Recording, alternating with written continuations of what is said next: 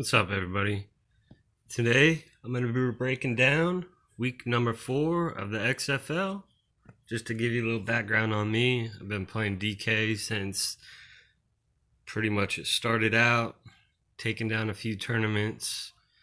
Um, just different insight from some of the other people. I know there's a bunch of million people that do this, but really my niche is college football, baseball, NFL.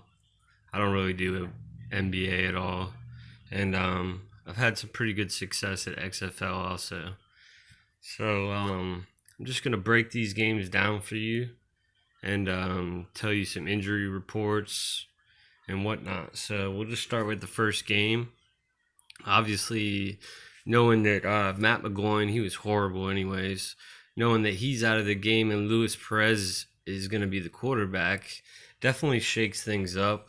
Um, the spread's -8 for LA, with a total over under of 39. Um, it's about the norm, I think, but I think New York stays in this game a little bit more than you think with Luis Perez at quarterback. Some things to notice, just things to notice right here, like Tanner Gentry is now active. So that muddies the water even more. So now you have, the top two guys in McKay and Pearson. And then you have Gentry, Horns coming back this week too. And then Austin, Duke, and Redding. So you have 6 receivers on that side of the ball with probably 4 of them that 4 of them are a toss up, I really liked Austin Duke or Redding this week if Gentry and Horn were out. Last week Austin Duke, when Perez came in the game, Austin Duke had 6 targets and a touchdown, and I think all those came from Perez. So I don't know if that was an anomaly, if that was just kind of fluky. Plus, it was garbage time, so it's hard to say or pin it down exactly. Another thing, if you look at on the LA side, is I was hoping Victor was out, because if Victor was out, Stockton, I know also it comes back to garbage time, but Stockton had, I think it was 5 or 6 targets last week when Perez was in there, and it was garbage time to say the least. But I did like Stockton for a dark horse this week if Victor was not playing. I still might think about it because he could be the catching back, but Victor is also kind of that catching back out of the backfield too. So I don't know. There's just a lot of things on New York where you just got to take a stand. How much does Gentry play this week? Is Horn stuck back into that number 3, or do they give Tio Redding more play? He had 5 targets last week for $3,000. So I do like the passing game a lot more with Perez in there. He did play in the AFL or whatever the hell that stupid league was called. He did play in that, and he went 5-3 for his team. He didn't throw a bunch of touchdowns. I think he had 6 touchdowns and 5 interceptions in those games. But he's a guy that could pass the ball around. I don't see why he doesn't throw for 250 yards in this game. And LA's defense is nothing special. Last week Tampa Bay, put up some points on him, and that was with Tyler Cornelius, passing the ball. So I expect this game to actually go over the 39. And then on the other side, if you look at the other side with the injuries, now knowing that Spruce is out for LA, that's a big thing. Obviously with Trey McBride coming back last week, if I'd have known I played him on some showdowns actually, but if I'd have known he was going to play last week, I would have had him in a lot more lineups for that price. I mean, that's the tough part about the XFL with the splits of 2 games on Saturday and 2 games on Sunday. It's hard to figure it out, and it's hard to get that information the day before on some of these guys. So they're going to play. So Josh Johnson's obviously questionable, but he's had a questionable tag the whole time. He's definitely going to play. The running back situation is all screwed up too. Like last week, I was all over Rose. I thought that was going to be a great play, and it should have been a great play. And then this, Carter dude comes out of nowhere, and now he's doubtful this week. So, and it looks like Hood is questionable. So I think he'll play. But if he doesn't play, I mean, Rose is still a good play. But I mean, it just the running backs for the most part, besides St. Louis, who that seems like all they want to do is run the ball. These running backs are just like a dime a dozen. I mean, you just pick one really. I mean, there's no true stand to take on any of these running backs, maybe besides Curtis Artis, Payne, Dunbar. And like Seattle has 3 running backs. It's like, it reminds me of the Patriots, to be honest with you, with some of these teams. You got 3 of them. Which one might hit or fall in the end zone this week? So I mean, if I'm just looking at things the way it is on this game, obviously I am taking Trey McBride, and to me, there's only 2 or 3 quarterbacks. There's really two quarterbacks I can only mess with, and that's Johnson and Philip Walker. I might sprinkle in on my 20 max entries. I might sprinkle in a few Landry Joneses, just because I think that game will shoot out. But let's stick to this game right here in New York and LA. If Hood and Carter are both out, Harris and Rose are decent options, cheap options. Also go down here. Sorry, my computer's messing up, so I got to do it like this. Going down here, on the Los Angeles side, if I'm playing Johnson, I'm pairing him with Trey McBride, and I'm pretty much probably locking in Trey McBride for the most part. A sleeper guy that's not really a sleeper anymore, because I'm sure everybody's talking about him, Adonis Jennings for $3K. I mean, you really can't go wrong. He's had 3, 5, and 3 targets in his last 3 games. He's the minimum. He's definitely a good play.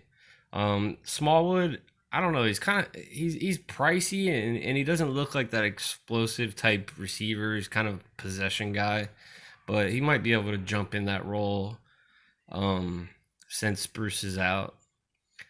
We saw that Blackmail guy, like I think I seen him the first game, and that was about it.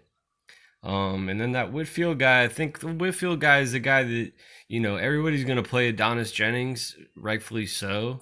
I think that Whitfield guy might be a guy that might be interesting. He's a little more expensive at $3,800. He's had 3, 4, and 1 targets in the last 3 games. He's had a couple of rushes, I think he could be that sneaky guy that everybody's going to play Adonis Jennings and maybe flip it and play a few with Whitfield. And that's just my take on that. I think Smallwood's fine. But, I mean, pretty much Trey McBride. Obviously, you want some Jennings just for the price. I mean, if you're just kind of stacking up this game, you go Johnson with at least 2 receivers. And even their tight end, Barnes, isn't a horrible play. He's just kind of pricey for me at $4,700. And then on this side,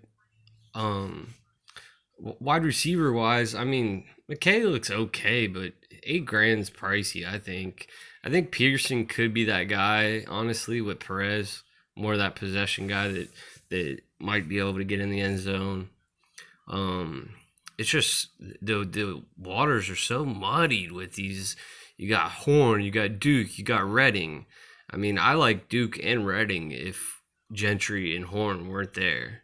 I mean, this depth chart really means nothing. And I think Tio Redding and Austin Duke will get more love than you think in this game.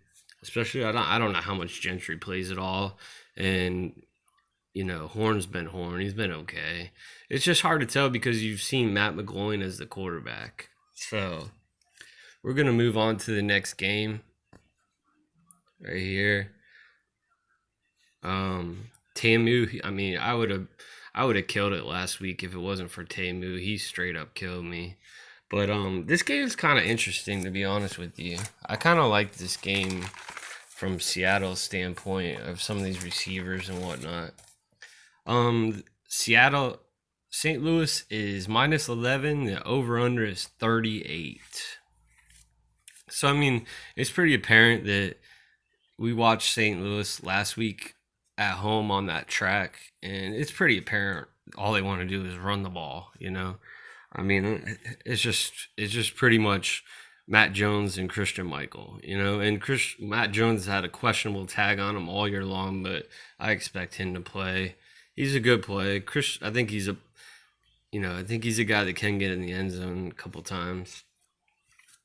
Man, I mean, if they just didn't run the ball so much, I do like Tamu because he does run the ball and he's got, he has weapons. But I mean, if I'm just gonna watch him, I think he had, what was it, 12 passes last week. I mean, I just can't. I can't sign into. I mean, it was also a blowout and it was an ugly game. But even with the LA game, the LA was blowing them out and they were still throwing the ball, trying to get Spruce some love. So I mean, this team, they want to hand the ball off 30 plus times a game and then sprinkle in a little play action, and Tamu can, that just run around a little bit. I don't know. They just frustrated me big time last week. So, I mean, I'm not too much in love with anything. Maybe I play a little Matt Jones or, like a Pearson L. A guy that kind of is super sneaky to me is Riley. Everybody's gonna play Russell. Everybody's gonna play the guy, the LA receiver. I forget his name. I'm forgetting his name right now. Everybody's gonna play Adonis Jennings for $3,000. I mean, everybody's gonna do that for the most part. He's gonna be probably the highest owned guy on the slate. But a guy that's kind of interesting is Riley. If you look at him, he was hurt the first couple of weeks, and I think he got 3 targets. I think he got 3 targets last week. Yeah, he got 2 catches for 25 yards, 3 targets, and he even had a rush. So I mean, it seemed like he was injured. He's been injured a little bit, so I think he's kind of a sneaky play. Like for $3,000, I mean, you're just trying to hit something, and if never know with that. I kind of think he's interesting. And another guy that I'm interested in that I didn't bring up really that much, I talked about a little bit, was I still think Stockton. I still think Stockton, for the price of $3,000 and just taking a shot on a couple teams, is not a horrible play. If they get down, he caught 3 balls for 41. And he had 5 targets. I know a lot of that was junk time, but maybe they try to work him in a little bit. I mean, this is the XFL, and this is an audition for the NFL. So you never know necessarily. I think he's not a horrible play at all. But going back and talking about this game,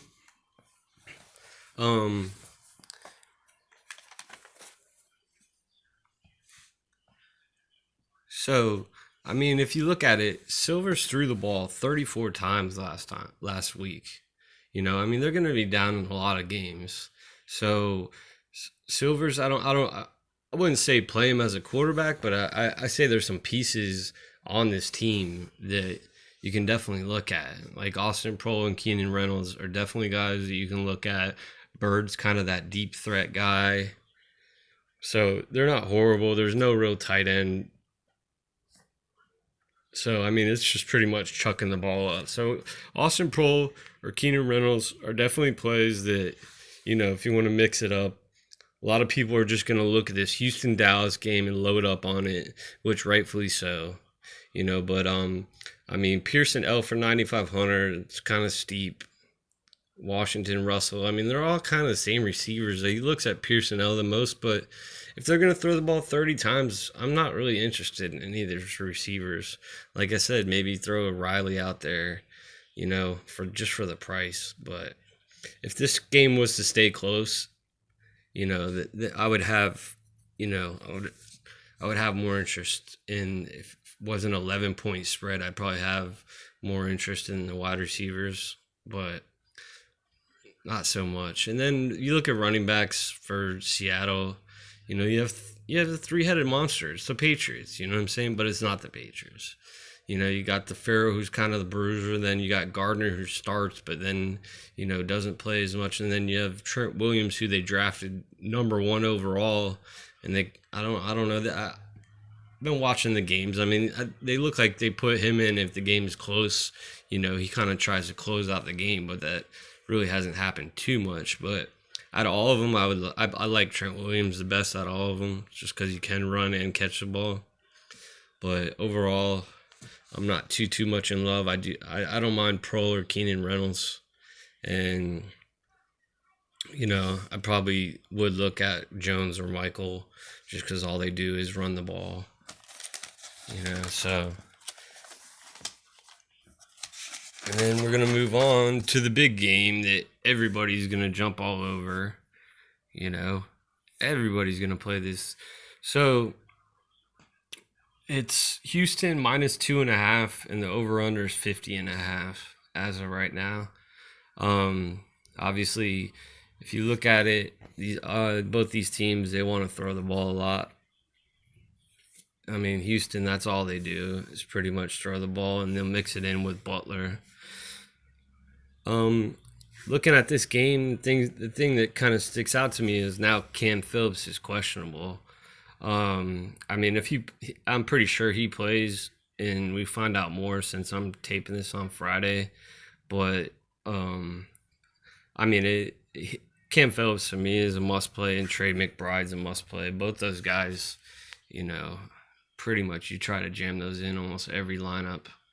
And Khalil Lewis, he's so. I think he's a little pricey for what he is. I mean, Coates and Walker seem like they have no chemistry whatsoever. For 6.1, I'm not really interested at all in that. I think a super interesting guy is this Mobley guy. They started getting him the ball a little bit more. I think he's interesting. Obviously, Nagel for his price is interesting.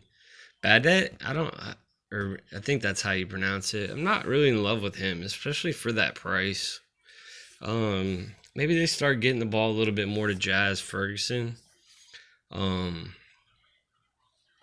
But I'm kind of interested in Mobley for that price, especially with a lot of people, like I said, that's going to go to Jennings. Obviously, Payne and Dunbar. If I was to choose, I like Payne just for his rushing upside, but it's just hard because it's like splitting eggs, really. Because, I mean, they're either one of them could get 2 touchdowns, or Payne could get a touchdown and rushing yards, and Dunbar could catch 6-7 balls, The running back's position, just for the prices, I don't know. I don't like paying up for them. I mean, obviously Artis Payne's worked out for the last few weeks, and so is Dunbar. So they're both fine. And in this game, I think with the total being what it is, I think you almost have to have one of these running backs. I mean, the way I've been setting it up, I've only played the running back at the running back spot, and I haven't stuck any more running backs, in those other slots, which, I was thinking about maybe this week and switching it up and maybe having a running back and then sticking another running back in a flex spot. we'll have to see. I mean, it's interesting. I think Landry Jones is also an interesting play. If you go and you look at, like, first of all, if you look at Ferguson and what he's done, I mean, he's had 3 targets. He had 3 targets last week. Really didn't do anything with them. He's still kind of pricey for his thing. I think Flynn Nagel's kind of that Brandon Stokely, Wes Welker type guy. He had 5 catches for 40 yards, a touchdown, 6 targets. He's definitely, I like him more than some of these other guys that are priced at 7 and 8 grand. Definitely. And I think this Mobley guy is super interesting. 2 catches for 41 yards on 4 targets. I mean, Walker throws a pretty nice deep ball. So, I'm definitely gonna have some shares of him.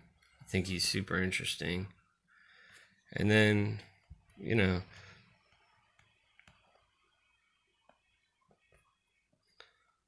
so, and we'll go on to this last game right here. There's really not much that I like about this last game, to be honest with you. It's DC minus 2.5 with a 43.5 total. Cardell Jones is horrible. I mean, he is duty.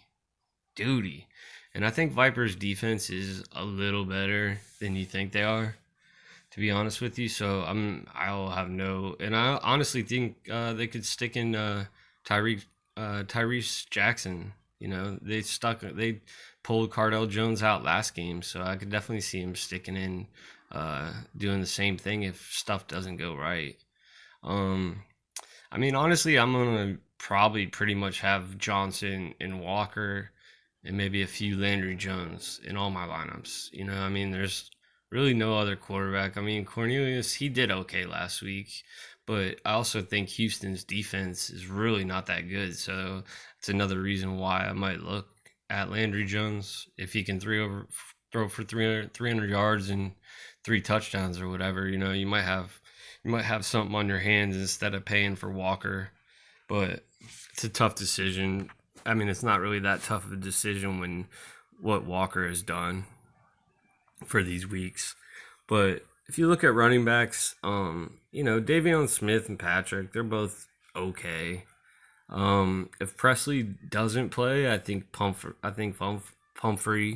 is a good play.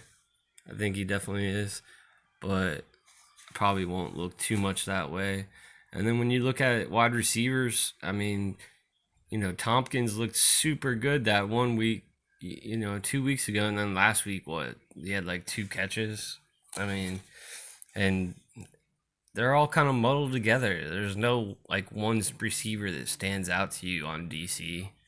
And then you look at Tampa Bay's side. I actually like some of these guys. I think Williams and Tolliver, I think they're both good plays. I think Reese Horn's a good play. I just probably wouldn't have Tyler Cornelius. I wouldn't play Tyler Cornelius, but these one-offs of Williams, Tolliver, Reese Horn, they're all viable options. I actually kind of like Tampa Bay's defense in this game. Actually, like, for the price and whatnot. So, those are pretty much my takeaways from this game. I was actually gonna make a lineup just for the heck of it, and just say I went with Johnson, and I went with McBride,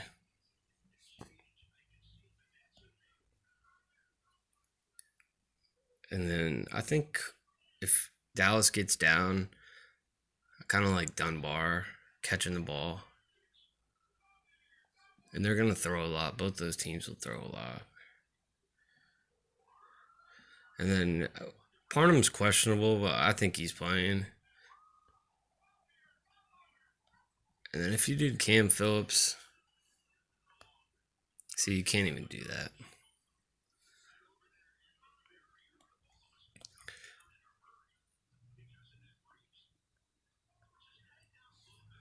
Yeah, you kind of got to pick you got kind of got to pick between those guys. Um,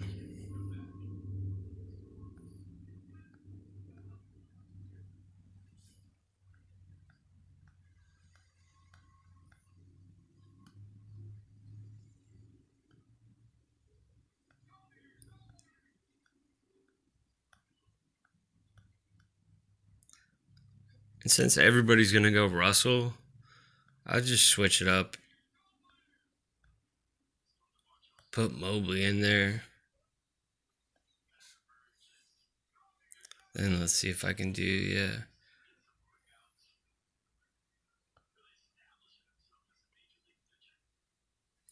See, then I mean, you can have your choice of whatever defense you want at that point. That would leave you 5,100, so you could get the best defense you wanted.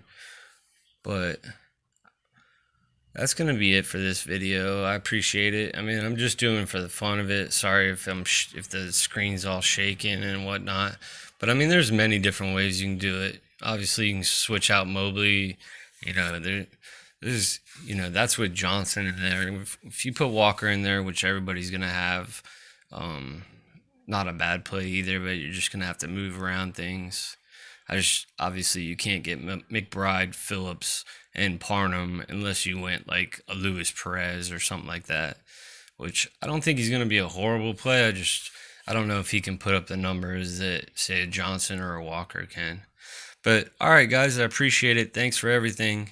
Later, guys. Good luck.